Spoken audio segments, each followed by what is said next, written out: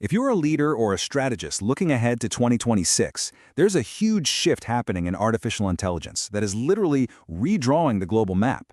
It's called sovereign AI, and it's creating new digital borders that are going to define national power for decades. So let's break down exactly what this means.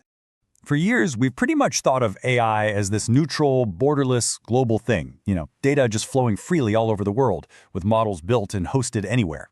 Well, that era is coming to an end. And it's happening fast. The basic assumption that AI is like the internet, global and open, is breaking down right before our very eyes. So instead of being a global utility, nations are now starting to treat AI as a core strategic asset.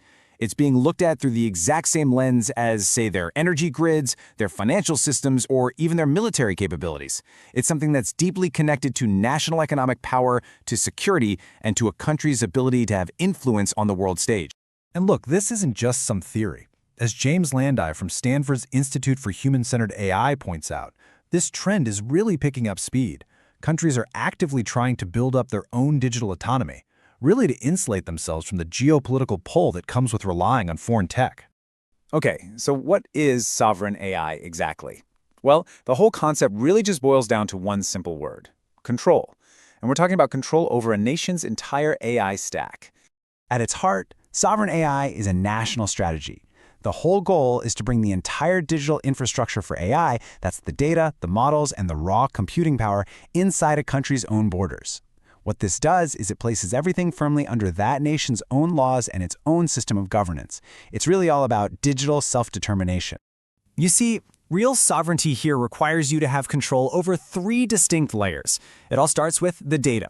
You've got to keep your citizen, corporate, and government information stored and processed locally. Next up are the models, making sure that the large language models themselves are either trained or, at the very least, hosted domestically. And finally, and this is the big one, is the compute. That's the physical hardware, the GPUs and data centers. All of it has to physically be inside the nation's borders. Now, Professor Landai points out there are really two main ways countries are going about this. The first is what you might call full-stack development. That's where a country builds its own large language model completely from scratch. It gives you maximum strategic control, but man, it is incredibly expensive. The second path, which is a bit more pragmatic, is localized hosting. This is where you run a powerful foreign model, maybe one from the US, but you run it on your own domestic hardware. This approach makes sure your data stays home, and it costs a whole lot less. So what's behind this huge, expensive, and really complex shift? Well, there are two major forces at play.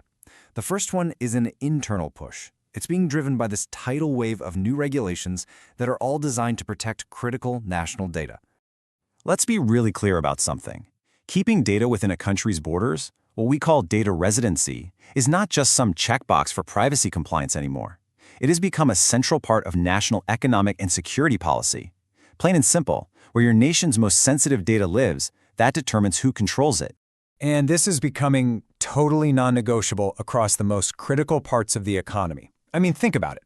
The sensitivity of healthcare data, the integrity of financial records, the security of government operations, the reliability of critical infrastructure. In these areas, letting that data be governed by foreign entities just isn't a viable option any longer. Data sovereignty is now a flat-out legal and operational mandate. What we're seeing is a pretty clear domino effect. It starts with these huge global frameworks, like the EU AI Act, which is set to become fully enforceable in August 2026.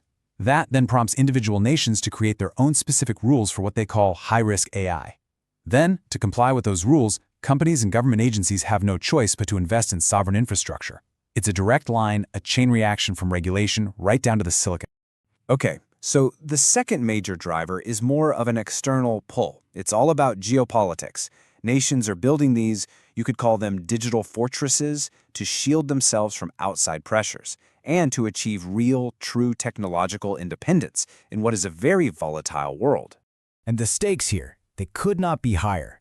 Being dependent on foreign AI opens you up to sanctions, to intellectual property theft, and it basically means you're handing over control of your nation's most valuable data.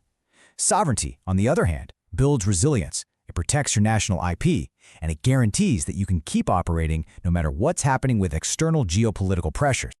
This geopolitical tension is really fueling a new kind of arms race, this one for AI dominance.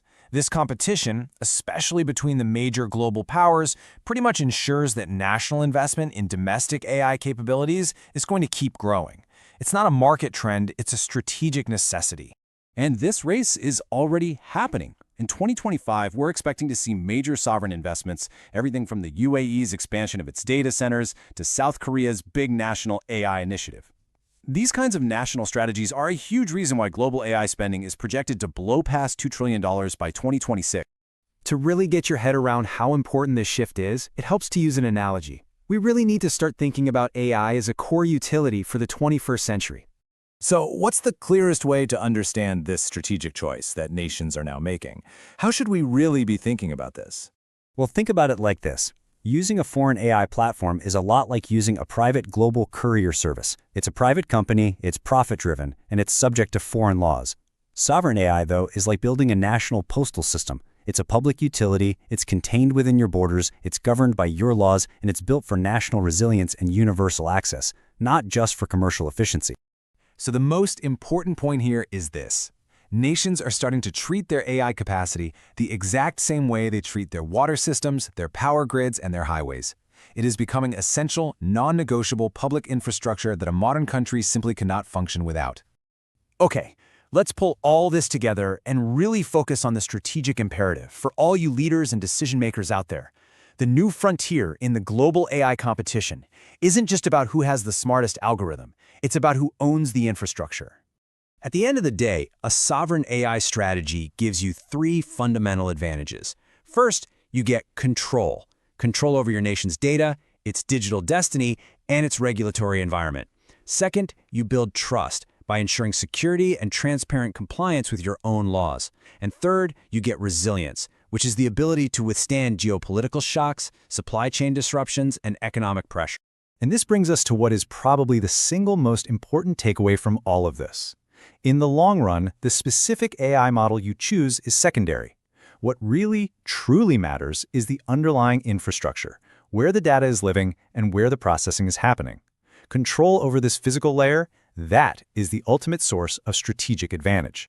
So as we look ahead to 2026 and beyond, the defining question for any nation or any enterprise isn't going to be about the cool features of its AI. The question that will determine power, security, and prosperity is actually much simpler and a whole lot more profound. Where does your AI live?